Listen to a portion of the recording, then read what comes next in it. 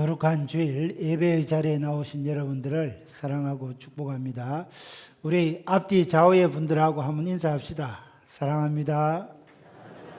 축복합니다. 하나님의 은혜 가운데 사도행전을 다 마쳤습니다. 사도행전 마지막 절, 하나님의 나라와 주 예수 그리스도에 관한 모든 것을 거침없이 담대하게 가르치더라. 그 정신을 저와 여러분이 이어받아서 우리가 그렇게 계속해서 강해야 살아나가야 되겠습니다.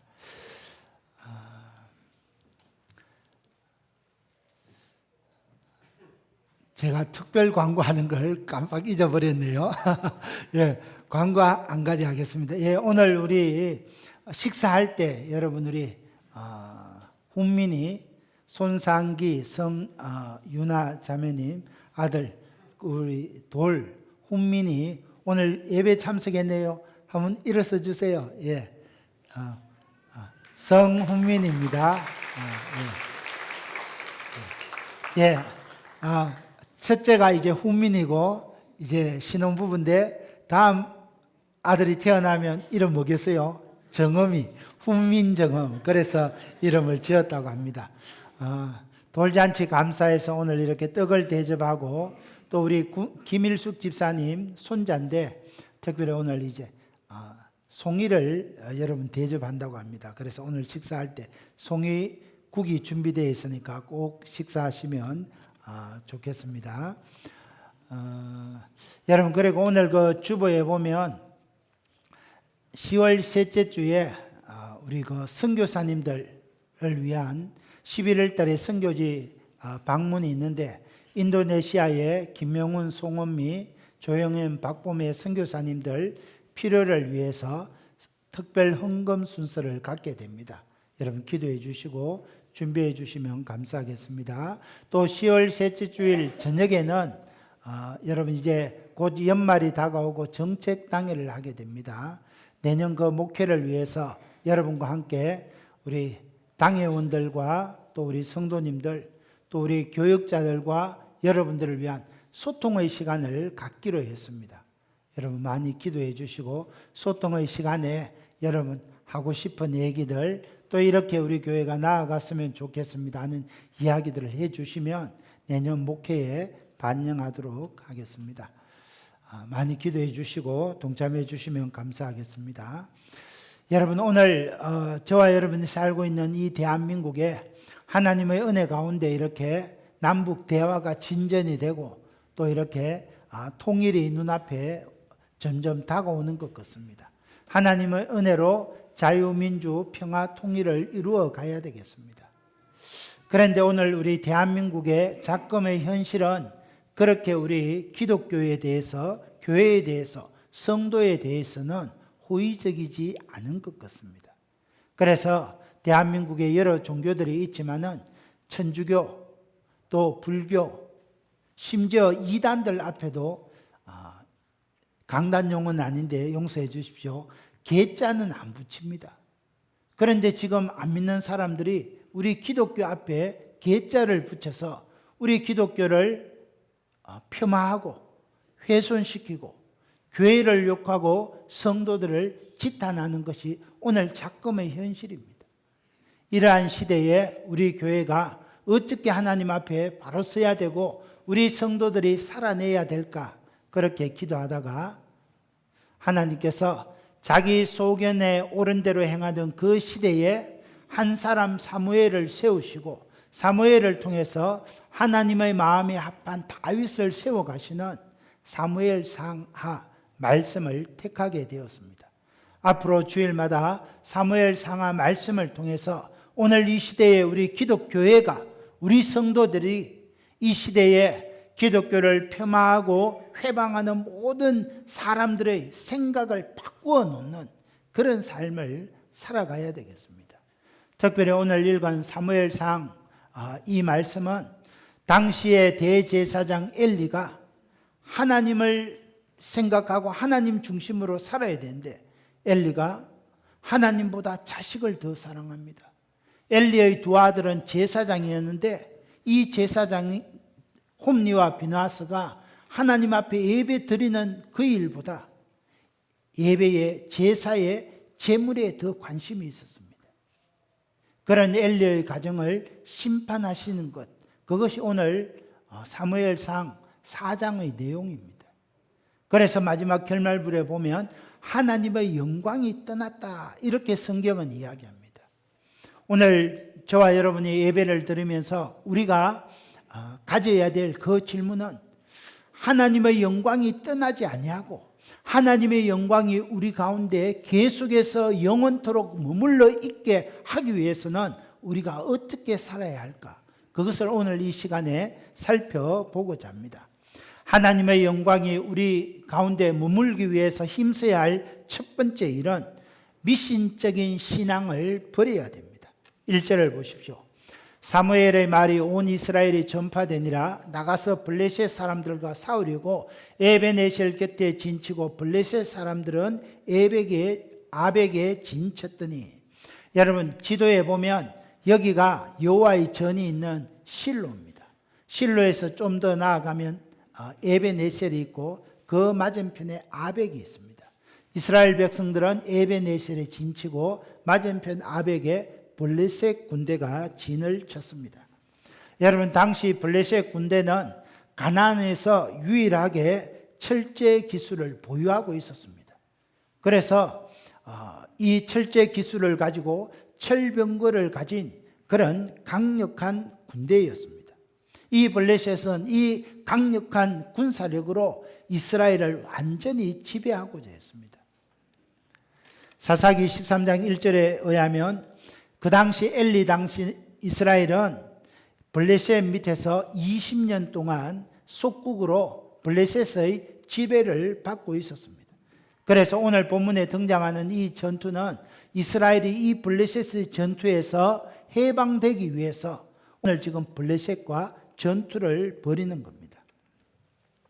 블레셋 사람이 진열을 갖추고 이스라엘을 쳤습니다. 치열한 싸움이 벌어졌는데 이 싸움에서 이스라엘은 패배했고 그 벌판에서 죽은 사람이 4,000명이었다. 그렇게 2절은 이야기합니다. 이스라엘의 패잔병들이 진영으로 돌아왔을 때 이스라엘 장로들이 말합니다. 3절입니다. 여호와께서 어찌하여 우리에게 오늘 블레셋 사람들 앞에 우리가 패하게 하셨는가? 여호와의 언약궤를 실로에서 우리에게로 가져다가 우리 중에 있게 하여 그것으로 우리를 우리 원수들의 손에서 구원하게 하자. 여러분 전쟁에서 패했을 때 이스라엘 백성들과 장로들은 왜 우리가 전쟁에서 패했을까? 우리가 하나님보다 자식을 더 사랑하고 하나님 앞에 예배 드리는 일보다 재물에 더 관심이 많았던 그것을 회개하고 하나님과 깨어진 관계성을 회복하는 그것이 먼저여야 했습니다. 그런데 이스라엘 장로들과 이스라엘 백성들은 그렇지 못했습니다. 실로에 있는 여호와의 궤를 가져오면 우리가 승리하지 않겠나 그렇게 생각했습니다. 여러분 오늘 우리가 인생 가운데 실패를 맛보고 허락하는 것은 하나님께서 네 인생을 한번 되돌아보라 하는 하나님의 사인입니다. 그래서 내 삶에 실패가 있고 내 삶에 고난이 있을 때는 내 자신을 돌아보며 나도 엘리처럼 하나님보다 자식을, 하나님보다 물질을 더 우선적으로 두지 않았던가? 하나님 앞에 예배 드리는 일보다 제사보다 재물에 더 관심이 있지 않았는가 살펴봐야 되는 겁니다. 우리 예수님께서도 실로암에서 망대가 무너져 18명이 죽었을 때 제자들에게 이렇게 말씀하십니다. 누가복음 13장 5절입니다. 너희도 만일 회개하지 아니하면 다 이와 같이 망하리라. 실로암 망대가 무너져 18명이 죽었던 것처럼 회개치 아니하면 이런 심판을 받으리라고 합니다. 그런데 이스라엘 장로들과 백성들은 그렇지 못했습니다. 지금 블레셋과의 전투에서 패배했는데 자신을 돌아보지 못했습니다. 단지 실로에서 여호와의 궤를 가져오면 이기리라 그렇게 생각합니다. 문제는 여기 있습니다. 아마 이스라엘 백성들과 장로들은 생각했을 겁니다. 출애굽할 때 요단강을 건널 때 여호와의 궤를 앞세우니까 요단강이 마른 땅처럼 갈라졌습니다.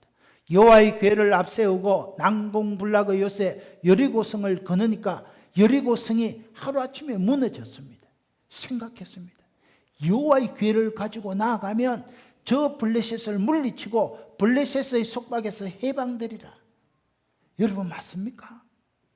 아니라는 겁니다. 여호와의 궤가 능력이 있어서 그래서 요단강이 갈라진 게 아닙니다.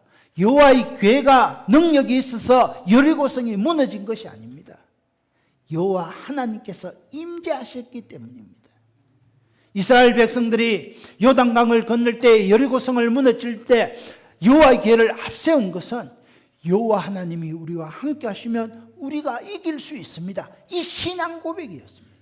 이 신앙 고백이 먼저 있어야 하나님께서 역사하시는 것입니다. 그런데 이스라엘 백성들은 그렇지 못했습니다.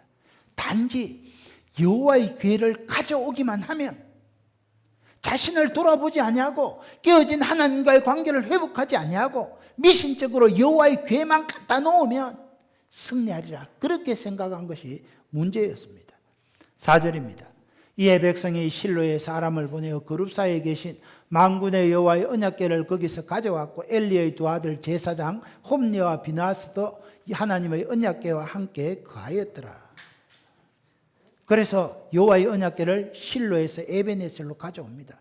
여호와의 언약궤가 들어올 때 여러분 이스라엘 백성들의 반응이 어떠합니까? 5절입니다.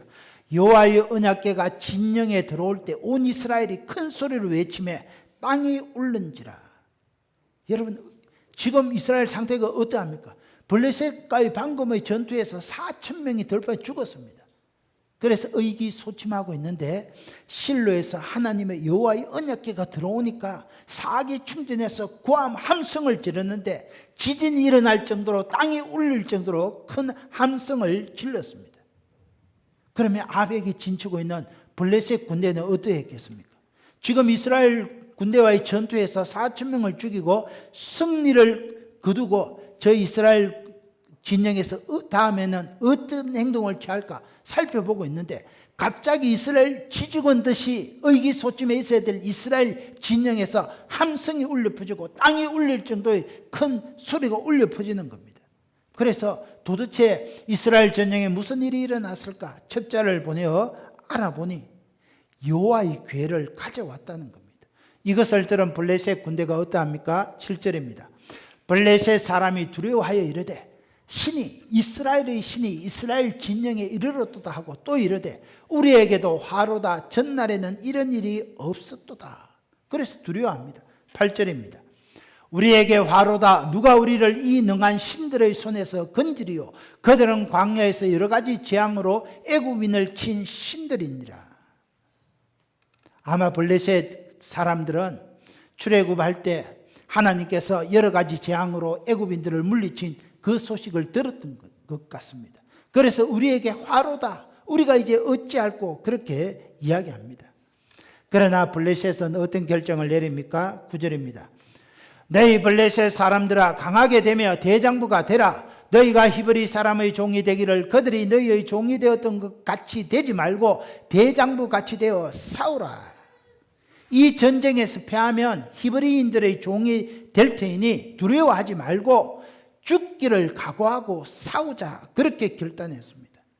이스라엘의 언약궤가 이스라엘 진영에 들어온 것을 보고 블레셋 사람들이 잠시 두려워했지만은 다시 하나가 되고 죽을 각오로 싸우자. 그렇게 결의하게 됩니다. 여러분 한번 생각해 보십시오. 죽기를 각오하고 달려드는 블레셋하고 그냥 하나님과의 깨어진 관계도 회복하지 아니하고 언약궤만 갖다 놓으면 이기겠다 생각하는 이스라엘하고 누가 이기겠습니까? 결과가 어떻게 됩니까? 10절입니다. 블레셋 사람들이 쳤더니 이스라엘이 패하여 각기 장막으로 도망하였고 살육이 심히 커서 이스라엘 보병에 엎드려진 자가 3만 명이었으며 이스라엘 군대가 참패를 당합니다. 3만 명이 죽임을 당했습니다. 그것뿐만이 아닙니다. 11절에 보니까 하나님의 궤는 빼앗겼고 엘리의 두 아들 제사장 홈리와 비느하스는 죽임을 당하였더라. 하나님의 괴가 블레셋에게 빼앗겼고 제사장 홈리와 비느하스도 죽임을 당했습니다. 여러분, 이스라엘에게 있어서 언약궤는 어떤 존재입니까? 언약궤는 전쟁에서 이길 수 있는 유일한 희망이었습니다. 이 언약궤는 그들에게 있어서 신과 같았습니다. 이 언약궤가 진영에 들어올 때 지진이 일어날 때는 땅이 진동할 만큼 큰 환호성을 질렀습니다. 그런데 그런 언약궤를 빼앗겼습니다. 빼앗겼을 뿐만 아니라 언약궤를 지키던 두 제사장 홈리와 비느하스도 죽었습니다. 여러분, 그 이유가 어디 있습니까? 이스라엘이 왜 이 전쟁에서 패하게 되었습니까? 한마디로 말씀드리면 그들의 미신적인 신앙 때문이었습니다. 여러분, 하나님의 언약궤는 하나님의 임재를 상징하는 상징물입니다. 그러나 하나님의 임재가 없으면 그 언약궤는 그냥 나무 궤짝에 지나지 않는다는 겁니다. 여러분, 대한민국의 교회마다 수많은 십자가가 걸려 있습니다. 이 십자가는 우리 예수님이 저와 여러분의 죄를 대속하기 위하여 십자가에 죽으시고 성경대로 사흘 만에 살아나신 것을 상징하는 상징물입니다. 여러분, 그 예수님을 믿음으로 받아들이고 예수님만이 나의 구원자십니다, 나의 그리스도십니다, 이 고백이 있는 다음 후에 십자가를 바라볼 때 거기에 능력이 나타난다는 겁니다. 예수님을 믿지도 아니하고 예수님에 대한 신앙 고백도 없는 상태에서 십자가만 들고 가면 무슨 신령한 일이 일어나겠지 하는 것은 미신이라는 겁니다. 여러분, 그래서 우리 대한예수교 장로회 고신교회는 이 강단에 십자가 안 답니다. 다른 교회 내려 가보면 여러분 십자가 이래 있는 교회 많이 만났죠. 왜 그렇습니까? 십자가가 중요한 것이 아니라 십자가에 담긴 의미가 중요하다는 겁니다. 날 위하여 십자가에 몸짓고 피 흘려주신 그 예수님, 그 예수님이 나의 그리스도십니다, 나의 구세주십니다, 신앙 고백이 중요하다는 겁니다. 그 고백 없는 십자가는 나무 조각에 지나지 않는다는 것입니다. 그런데 그 옛날 이스라엘 장로와 백성들은 이 하나님의 언약궤를, 그 하나님의 언약궤를 볼 때 하나님의 임재를 생각하고 하나님은 우리의 구원자십니다, 여호와 하나님이 우리의 참신이십니다, 그것을 고백하고 믿음을 회복해야 되는데 하나님보다 자식을 더 사랑하고 제사장들이 하나님께 제사 드리는 것보다 재물에 더 관심이 많으니까 이 언약궤는 나무 조각 궤짝에 지나지 않는다는 겁니다. 그러니까 싸움에서 패하고 제사장들이 죽고 언약궤를 빼앗길 수밖에 없다는 겁니다.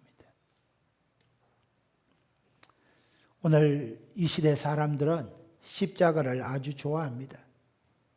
그런데 예수 그리스도에 대한 믿음의 고백이 없이 그냥 십자가만 갖고 있으면 뭔가 좋은 일이 일어날 것 같이 그렇게 생각합니다. 십자가에 무슨 효험이 있는 것처럼 생각하는 그런 분들이 많습니다. 그러나 그것은 미신적인 신앙입니다.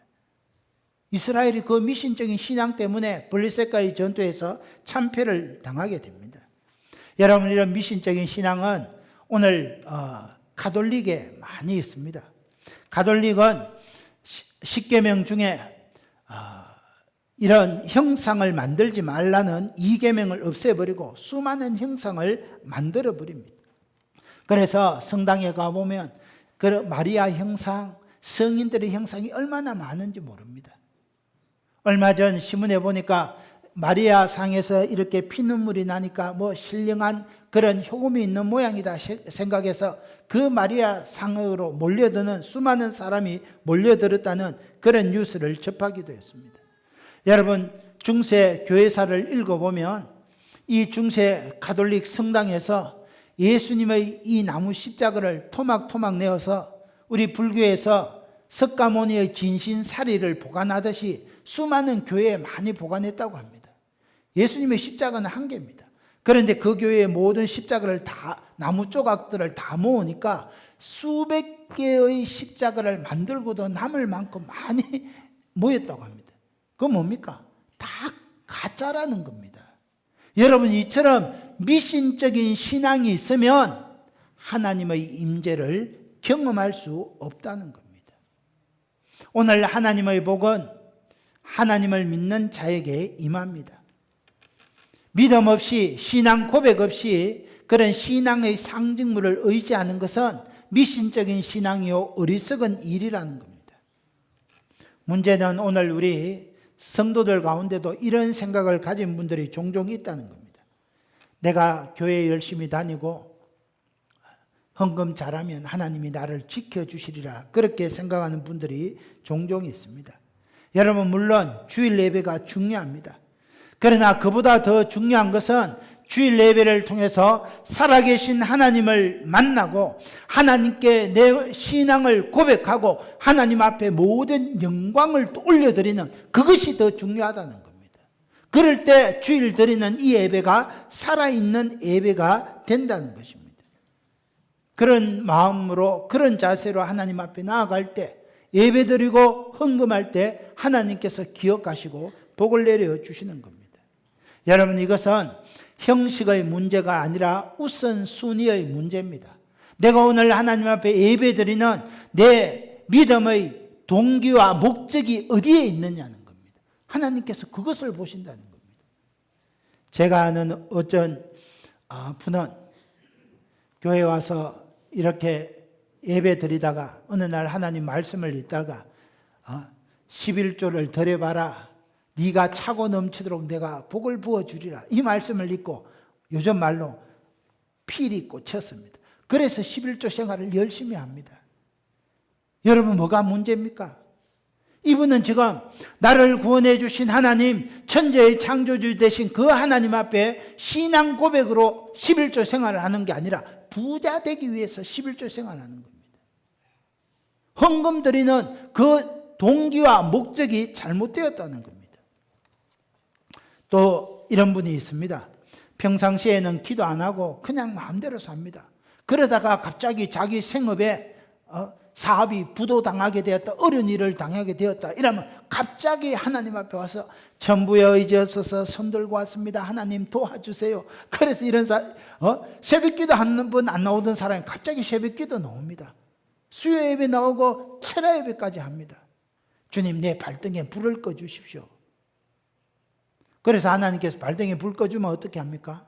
언제 그랬느냐 듯이 그날로 땡, 다시 교회 안 나온다는 겁니다. 이게 바로 미신적인 신앙이라는 겁니다. 사랑하는 형제자매 여러분, 하나님에 대한 믿음의 고백이 없는 언약궤는 나무 괴짝에 불과한 것처럼 하나님 앞에 신앙의 고백이 없는 십자가는 우리에게 아무 의미가 없다는 겁니다. 오늘 저와 여러분이 삶에 하나님의 임재가 계속적으로 임하기 위해서 이런 미신적인 신앙을 내어버리는 그런 저와 여러분이 되시기를 예수님의 이름으로 축원합니다. 둘째, 인본주의 신앙을 회개해야 합니다. 12절입니다. 당일에 어떤 베냐민 사람이 진영에서 달려나와 자기의 옷을 찢고 자기의 머리에 티끌을 덮어쓰고 실로에 이르느니라. 어떤 베냐민 사람이 싸움터에서 빠져나와 에베네스에서 실로에 이르렀는데 패전했으니까 슬퍼서 옷을 찢고 죄를 뒤집어 쓰고 있었습니다. 이 사람이 실로에 도착할 때 엘리는 길가 의자에 앉아서 그 마음이 하나님의 언약궤로 향하여 달리고 있었습니다. 이스라엘 장로들과 백성들은 하나님의 언약궤를 부적 정도로 생각했을 줄 몰랐지만 제사장 엘리는 하나님의 언약궤를 소중한 것으로 생각했습니다. 여러분, 언약궤는 400년 전 시내산에서 모세가 하나님으로부터 받은 겁니다. 하나님께서 직접 돌판에 새겨주신 십계명이 담겨 있습니다. 이스라엘 백성들이 거룩하신 하나님을 만나는 속죄소가 있습니다. 하나님의 임재를 상징하는 거룩한 성물입니다. 그런데 이 언약궤를 장로들과 이스라엘 군대가 부적처럼 가지고 전쟁터에 나가버리니까 엘리가 마음이 불안해서 지금 안절부절하고 있는 겁니다. 그런데 그때 이 베냐민 사람이 실로에 와서 이스라엘 백성들의 패전 소식을 전합니다. 3만 명이 죽임을 당하고 두 제사장 홈니와 비느하스는 죽고 하나님의 언약궤는 빼앗겼습니다. 그러니까 온 실로 모든 성읍 사람들이 대성통곡하며 울부짖습니다. 14절입니다. 엘리가 그 부르짖는 소리를 듣고 이르되 이 떠드는 소리는 어찌 됨이냐? 그 사람이 빨리 가서 엘리에게 말하니 엘리가 그 울부짖는 소리를 듣습니다. 이 소리가 무슨 소리냐? 그러니까 이 베냐민 패자명이 와서 여차여차합니다. 이야기하는 겁니다. 당시 엘리의 건강 상태가 어떠합니까? 15절에 의하면 당시 엘리는 98세였고 눈이 어두워서 앞을 보지 못했다 그랬습니다. 베냐민 사람이 엘리에게 전한 소식이 무엇입니까? 17절입니다. 이스라엘이 블레셋 사람들 앞에서 도망했고 백성 중에 큰 살육이 있었고 당신의 두 아들 홈리와 비느하스도 죽임당하였고 하나님의 궤는 빼앗겼습니다. 여러분, 나이 많고 비대했던 엘리가 하나님의 궤가 빼앗겼습니다. 이 이야기를 들을 때 너무 큰 충격을 받아서 의자가 뒤로 넘어가서 목이 부러져 죽어버렸다 그랬습니다. 여러분, 엘리는 대제사장인데 그러면 하나님을 우선적으로 생각해야 되는데 하나님보다 두 아들 홈리와 비느하스를 더 귀하게 여겼습니다. 홈리와 비느하스는 제사장인데 하나님께 제사 드리는 일을 우선적으로 생각해야 되는데 제사보다 재물에 더 관심이 많았습니다. 하나님께서 그런 엘리의 가정을 심판하시는 겁니다. 그것은 엘리가 인본주의 신앙으로 가득 차 있었기 때문입니다. 사무엘상 2장 30절 하반절에 보면 이렇게 말씀합니다. 나를 존중히 여기는 자를 내가 존중히 여기고 나를 멸시하는 자를 내가 경멸하리라. 하나님께서는 자기를 존중히 여기는 자를 존중히 여기십니다. 하나님을 멸시하는 자를 경멸하십니다. 엘리가 오늘 엘리의 가문이 멸망하게 된 것은 인본주의 신앙 때문이었습니다. 엘리는 하나님보다 두 자식을 더 중하게 여겼습니다. 엘리의 자식들은 제사장임에도 불구하고 제사보다 재물에 더 관심이 많았습니다. 하나님께 최고의 가치를 두지 않았습니다. 하나님보다 가족이 먼저였고 예배보다 고기가 먼저였습니다. 여호와께 드리는 제사를 멸시했고 제사장의 권력을 이용해서 두 아들이 회막에서 수종되는 여인과 간음할 때 따끔하게 책망하지 않았습니다. 이런 인본주의 신앙을 가진 엘리의 가문을 하나님께서 심판하신 것입니다. 사랑하는 형제자매 여러분, 오늘 저와 여러분이 살아가는 이 시대를 포스트 모더니즘 시대라고 합니다. 포스트 모더니즘 시대는 모두들 자기 속인에 옳은 대로 살아갑니다. 이 시대의 가장 큰 특징은 절대 진리를 부정하는 겁니다. 그래서 절대적인 진리, 창조주 하나님에 대한 진리를 부정합니다. 모든 것을 무너뜨리려고 하는 시대이기 때문에 해체주의 시대라고 합니다. 그래서 오늘 이 시대에 하나님이 가르쳐 주신 절대 진리가 무너지고 있습니다. 가치관들이 무너지고 있습니다. 여러분 10년 전에만 해도 동성애자들이 퀴어 축제 엄두에도 못 냈습니다. 그런데 지금 동성애자들이 엄연하게 자기가 동성애자라는 것을 밝히고 그리고 퀴어 축제까지 온갖 엄난한 일들을 행하고 살아가는 시대가 오늘 이 시대입니다. 오늘 대한민국의 이혼율이 급증합니다. 자살률이 세계 최고를 달립니다. 아들이 유산 때문에 아버지를 죽이고 여대학생들이 명품 때문에 성매매 현장에 나가는 것이 오늘 이 시대 대한민국의 현실입니다. 상품도 과거에는 공장에서 물건을 만들어 놓으면 이렇게 우리가 샀지만은 지금은 유통업자들이 이런 상품을 만드시오. 소비자 우선 시대에 살고 있습니다. 문제는 오늘 우리 교회까지도 소비자들의 요구를 충족시키기 위해서 세속화 과정을 밟고 있다는 겁니다. 그래서 오늘 목사가 여러분 예배 시간에 성도들에게 회개의 메시지를 잘 못 전합니다. 여러분 그렇게 살면 안 됩니다. 하나님의 말씀에 위배됩니다. 하나님께로 돌아오십시오. 말씀대로 사십시오. 그렇게 담대하게 전하지 못합니다. 그렇게 했다가는 아이, 저 사람 교회를 나가지 않을까? 아이, 저렇게 했다가는 분쟁이 일어나지 않을까? 회개의 메시지를 전하지 못하는 것이 오늘 이 시대의 특징입니다. 이것이 바로 인본주의적이라는 겁니다. 하나님을 기쁘시게 하기보다 사람을 기쁘시게 하는 그런 목사가 되고 말았습니다.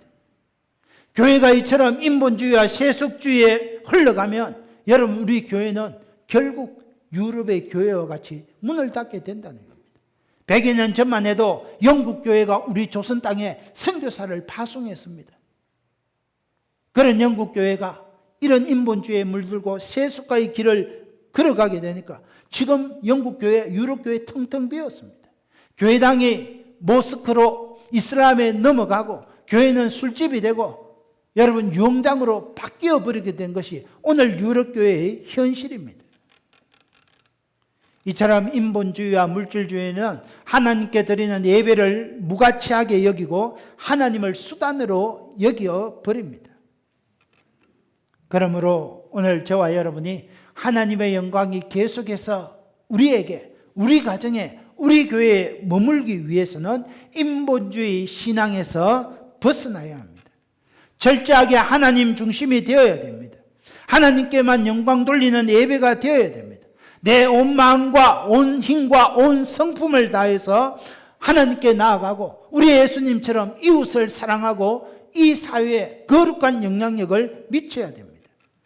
하나님께 최고의 가치를 두고 살아가는 신본주의 신앙으로 회복되어야 됩니다. 이것이 하나님의 영광이 머물게 하는 유일한 길입니다. 우리 예수님도 친히 말씀하셨습니다. 마태복음 6장 24절에 한 사람이 두 주인을 섬기지 못할 것이니 혹 이를 미워하고 저를 사랑하거나 혹 이를 중히 여기고 저를 경히 여김이라. 너희가 하나님과 재물을 겸하여 섬기지 못하리라. 한 사람이 두 주인을 섬기지 못합니다. 여러분, 아브라함이 100세에 얻은 사랑하는 아들 독자 이삭을 하나님보다 더 사랑했다면 믿음의 조상이 될 수 없습니다. 복의 통로가 될 수 없습니다. 또 재물을 중히 여기면 하나님을 경히 여기게 됩니다. 물질적인 가치관을 가진 사람은 물질의 최우선 가치관을 두고 하나님을 경히 여기게 된다는 겁니다. 우리는 이 말씀을 마음판에 새겨야 됩니다. 사랑하는 성도 여러분, 여러분은 어떻습니까? 하나님께 최고의 가치관을 두고 살고 있습니까?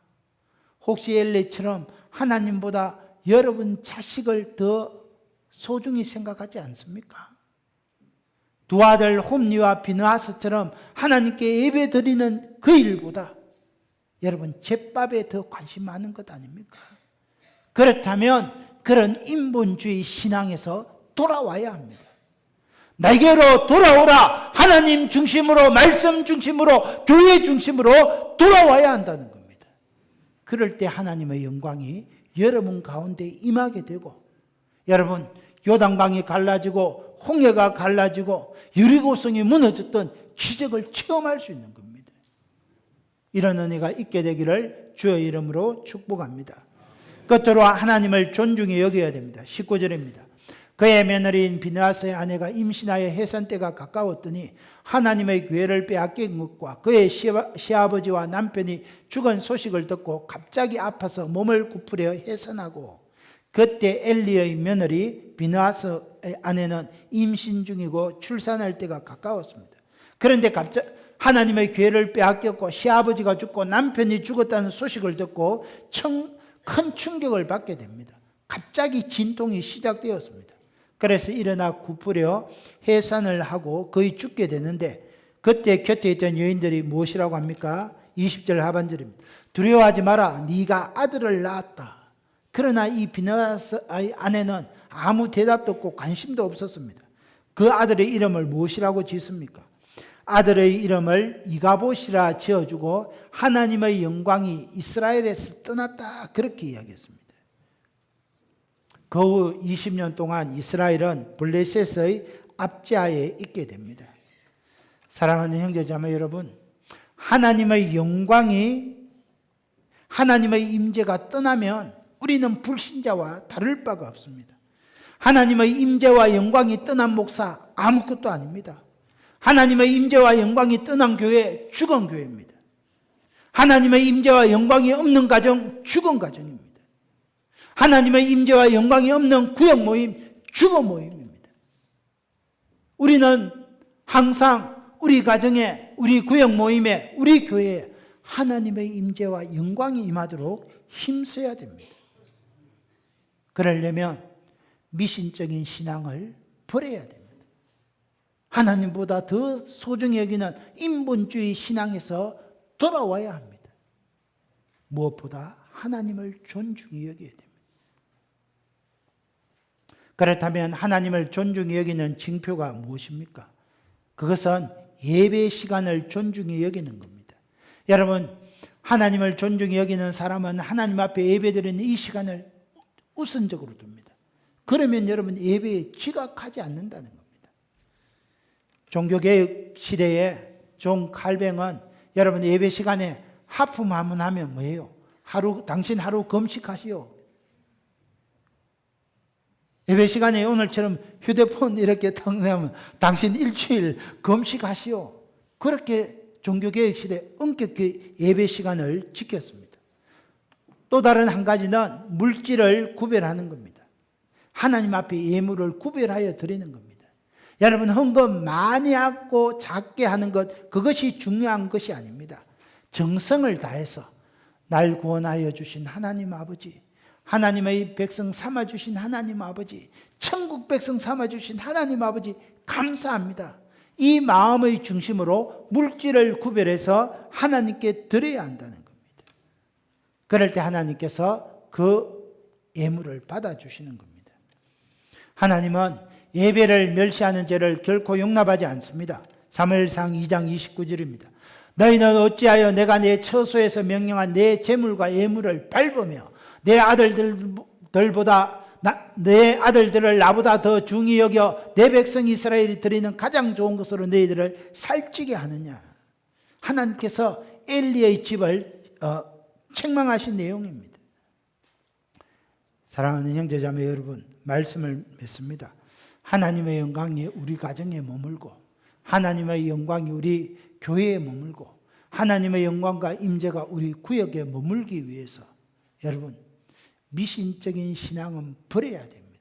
인본주의 신앙에서 돌아와야 합니다. 하나님을 가장 우선적으로 여기고 하나님을 존중해야 합니다. 이런 믿음의 아들, 딸이 되시기를 예수님의 이름으로 축원합니다. 이 말씀 생각하면서 주여 열창하며 기도합니다. 주여! 하나님 아버지 감사합니다. 하나님의 임재와 영광이 우리 가정에 머물기 원합니다. 하나님의 영광과 임재가 사랑하는 성도들의 가정마다 생업마다 영원토록 이어지기를 원합니다. 하나님의 임재와 영광이 우리 교회 가운데 하나님 영원토록 함께하기를 원합니다. 오늘 하나님 아버지, 하나님에 대한 분명한 신앙 고백을